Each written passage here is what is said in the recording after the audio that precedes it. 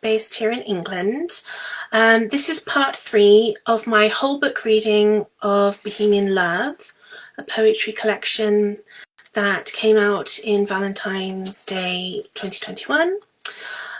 So those of you who are new to my work, I'll just quickly share the blurb for you. So the book's called Bohemian Love. You can get your copy on Amazon, and it says like this: when you meet the love of your life, everything changes. You never see life the same way ever again. Bohemian Love is more than peonies on doorsteps and champagne breakfasts. It is an irresistible force that changes you forever. There are tales from Paris where beautiful muses meet charming artists. Bohemians fall in love at first sight, though that love can lead to obsession. This collection of poems evokes the scent of desire, shadow of loneliness, and pain of thwarted love. Bohemian Love will pierce your heart. It will fill your life with unimaginable passion and is a destiny for the chosen few.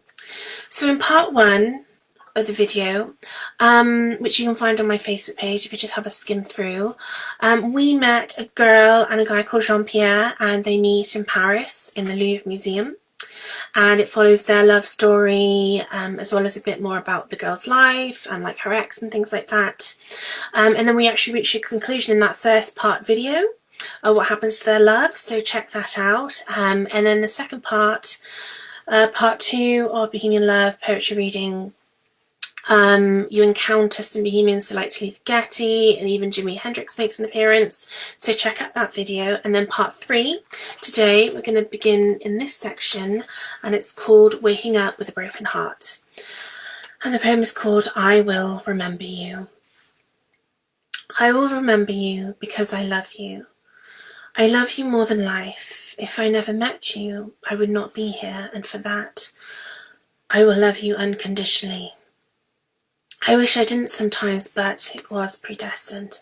After all the fights, the breakups, the makeups, the time apart, you remain in my heart. As you make it impossible for me to move on because no other guy compares to you. And the title of that poem actually came from one of my favourite episodes from this TV show. You know, the TV show Buffy, but the spin-off series called Angel, there's actually an episode called I Will Remember You, and it's just so romantic, especially for a Buffy fan, because momentarily their love is like fulfilled in that one episode, and it's so touching, and like at the end they're like crying, and it's just beautiful and devastating, and that's the kind of love that I enjoy watching, and it's such a doomed love. But yeah, so that's where partly where I got the title from, but also like this one time, I think this was back in 2015, I just wrote a line and it was I will remember you because I love you, and then I ended up incorporating that into the book. Okay, so the next poem is called Everything I Never Told You.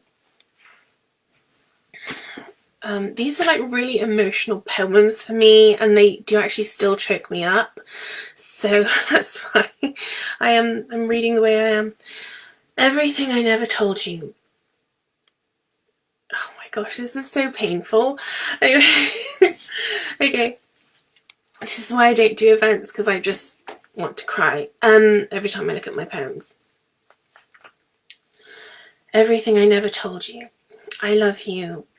You're the one. If I had my way, I would be with you right now. We were meant to be together.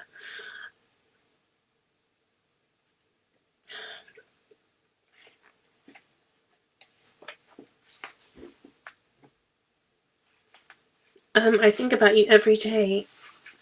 I dream about you then. I wake up and cry, wondering why you left me. Yeah, oh gosh. Excuse me, I'm so sorry about the tears. Like, I literally cannot help it. So yeah, this is why I don't do poetry readings. This is why I typically don't do these online readings and so forth. But anyway. And then this next poem is called When He Fell to His Knees. And actually in this instance, the guy is going to cry in the poem. And it was very loosely based on a time when a guy was really crying, not for the same reasons in the poem, But actually, the instance I'm referring to, he just had like a couple of tears down his face. But in this poem, because I think I was quite depressed at the time, it's really taken to the max. Like the guy is, as the title says, when he fell to his knees. So here goes. Okay. When he fell to his knees. He cried, so I reached my hand to his face, wiped his tears. He broke down, fell to his knees, looking up at me, begging and pleading. My hand raised to my mouth. I tried to fight back the tears. I couldn't. It was over. There was no us. There never could be. It was doomed from the start. I never stopped loving you. We just weren't meant to be. Fate intervened. It was not part of God's plan. So forget me. You will find someone new, and one day we will be strangers, forgetting what we had together. Okay. And then the next poem is really about, I don't know if you're like me, you may have kept some mementos and little things and gifts from past relationships. I certainly have, and it was one time in this little box. So yeah, it's just me reflecting on that, but I kind of, it's more about an Hermes scarf in the poem. The Hermes scarf he left me. All I have to remember you by is this Hermes scarf. You left me. My comfort, my reminder that you were even real and not a figment of my imagination and deep longings from countless lonely nights, alone, waiting. I still wear it when at my favourite places in Mayfair. The places we went to together. As beautiful as it is, I can't bear putting it on as I sit at my dressing table. It reminds me of you and all we had and all that I lost.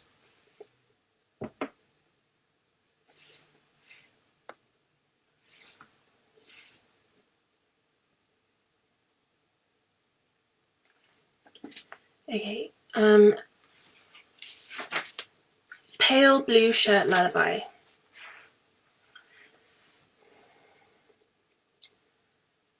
Pale Blue Shirt Lullaby. I saw a lady inside an upper-end department store.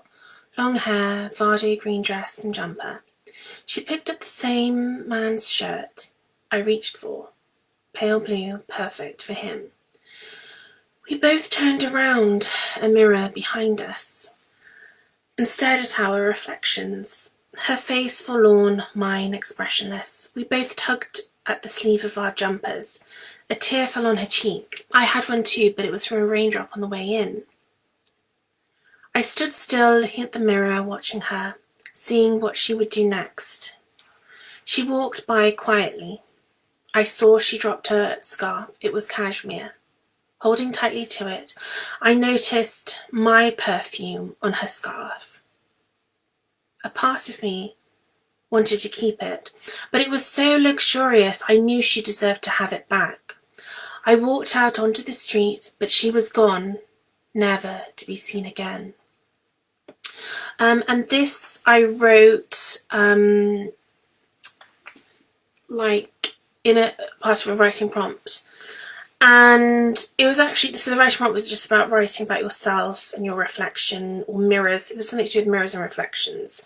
So when I was writing it, I was obviously saying about, oh, okay, there's a mirror, I'm staring at my reflection, and I was really using the words in the poem where it says like face forlorn, expressionless, tugging at the sleeve of my jumper. And I really like these little details, and obviously I was trying to embellish it and use it for this love poetry book. So I changed it, and the reason why it fitted so well as a kind of within like a love triangle story is obviously because it sounds so sad. And I originally had written like, you know, about a teardrop. In the reflection, the girl sees a teardrop, but then she notices the teardrop on herself. She physically feels it on herself, but she's like, oh no, it's just from a raindrop. And in the reflection, it's like her true self is coming out like, no, I'm dying inside, I'm crying. So yeah, quite a lot of it was kept, the key lines were kept into this adaptation for my poetry book. And So yes, it was about like reflections, but then it sounded so sad, and I just thought, okay, it could fit in well with a love triangle in that I would just imagine these two ladies doing the same actions. They're in this department store and they're picking up the same thing, moving their arms in the same way, picking up a jumper, and I just thought, oh my gosh, what if they picked up the same jumper, like the same style? And then I was just like having fun and kind of experimenting, like, oh, and she's wearing a scarf that she drops, and you know, it's got her perfume, so it's kind of implying there's some kind of like either two-timing or an affair that's gone on, basically. So yeah, it was meant to just be about my mirror reflection, and naturally with my imagination I just create completely different other stories. And the next poem is called The Waves, and this is a bit of a sad poem. So, The Waves. When we said goodbye, I was not waving but drowning. It was the end. Yet our lives always entwine, because we like the same things and know the same people, and of course, we were meant to be together, but never will be. I would die if I ever saw you again, yet not seeing you is just as hard. Think I'll stay in the waves, lost at sea, lost and found forever without you. Okay, and then the next poem is called Forgive Me, Forgive Me. Forgive me, forgive me, my heart is not my own. I'm sorry I loved you. I'm sorry I met you. Forgive me, for I have loved you, and nothing but destruction overflowed from the chalice of my heart. Forgive me, I ruined your life, but I confess I could never have not met you, even if all we did was send each other to despair. So please, I beg you, forgive me, forgive me. So I hope that's cathartic for someone. Not necessarily a reflection on my own life, but there we go. When we met. When we met, you gazed into my soul, or so I thought. In the end, it was just passion, blind passion. You pursued me, and I fell in love. But then you changed, expecting me to entice and thrall and entertain you over and over again. I became exhausted by you, so one day there was nothing left to do but say goodbye. Love's Trivium. I'm actually too embarrassed to read that, so I'm just going to read like a couple stanzas. Okay, you'll have to just buy the book on Amazon. Love's Trivium. I've had two great loves in my life, and they are nothing like each other. Their paths would never cross, and they don't even know of each other's existence, yet question each other on some cosmic level. And then my favourite line is actually bit later on. It's a couple pages, this poem, or maybe more than 3 pages long. Part of me, wait a second. Yeah, this is all you need to know about men. So, men are such a heartache and a headache, and I have no time for it, as I have to manifest my destiny and be all that I can be and satisfy my curiosity, not my body, not my heart, as they often betray me by my foolish attractions to men who are simply not right for me. That's all you really need to know. I think that sums up the whole poem. So yeah, that's a bit of a light-hearted one, and yeah, it's just me kind of like going on and reflecting about things. The next poem is a very short one. It's very short, but it's very dear to me. And yeah, it's a poem I really love, but it's literally only a few lines long, and it's called The Balcony. He stood across the room. Our eyes met once more. Tears filled me. You came back, I whispered. He boldly walked towards me. And then the next poem is called Girl in the Mirror, and they're very short poems. And some of them are just one-liners. Girl in the Mirror.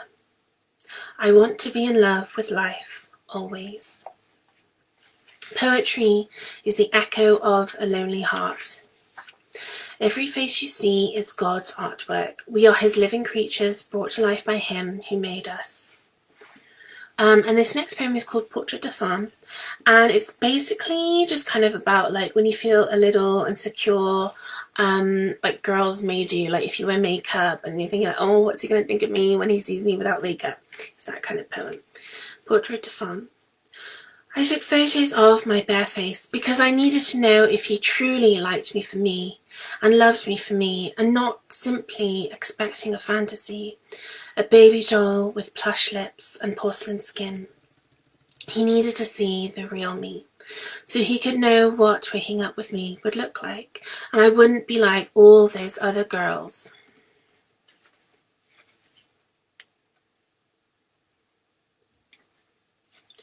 Everything I want is on the other side of my art.